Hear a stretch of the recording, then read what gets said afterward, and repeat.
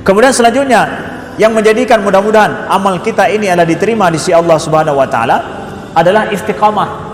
Setelah dimah, istiqamah. Istiqamah itu apa? Istiqamah itu adalah, kalau orang mengartikan jalan lurus terus menerus, tapi spesifiknya mana istiqamah itu adalah kita menghindari jalan-jalan yang bengkok, yang menghindari lubang-lubang, menghindari hal-hal yang merusak amalan. Hindari maksiat dalam kita hidup ke depan. Sebagaimana kita sampaikan tadi, orang bertakwa itu adalah orang yang dia sensitif terhadap, betul-betul dia menjaga diri dari hal-hal yang bisa merusak amalan dan juga maksiat yang dilarang Allah Subhanahu wa taala.